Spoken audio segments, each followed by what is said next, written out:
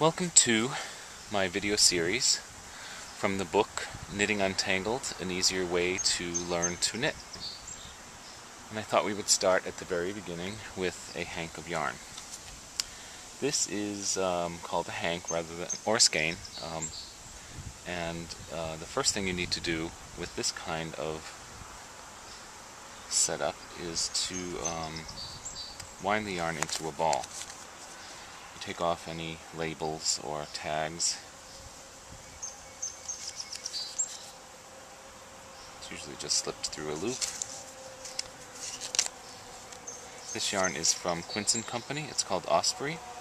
It's 100% wool, and the color is Apricot Color 137.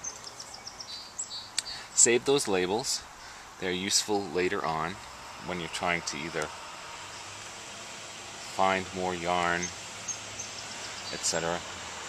A skein usually has several places where they tied it off, and you'll need to cut those, and I'll show you how to identify.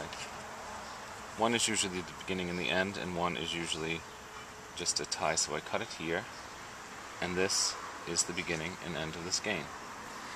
So these other ones are simply tied off, if I can figure this out. Well, this one's unique. I always cut at the knot and then get rid of it. Here's another one, cut at the knot and get rid of it. It's useful to have someone hold it. You may have seen grandmothers or someone have you hold things like that. But I don't have someone with me today, so I'm just going to lay it flat and wind it into a ball. And get it going, and I wind around my fingers. A couple times, turn it. I'm always winding around my fingers so that when I let it go, the yarn relaxes. A tight ball of yarn is going to keep the yarn at too tight a tension, and you don't want that, because after you knit something with it and wash it, the yarn will contract back to its space and you'll be off a size. So around the fingers, out and move, around the fingers, around the fingers. And I'll be back when we're done winding this into a ball.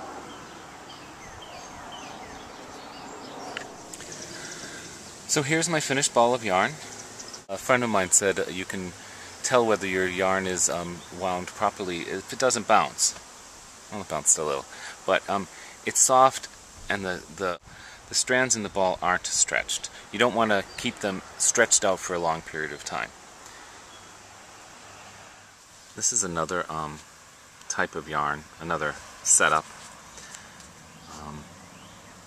and this kind of ball of yarn doesn't need to be wound.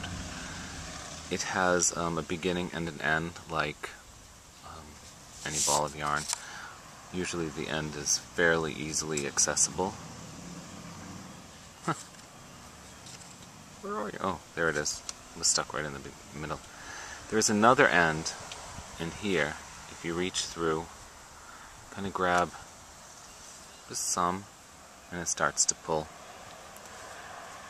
And there you have the choice to use a center, pull the yarn that's from the center of the yarn, or from the outside. Since I have both out now, I'm going to use it from the outside, and I'll use the center and I'll wrap the outside around. A good way to manage your yarn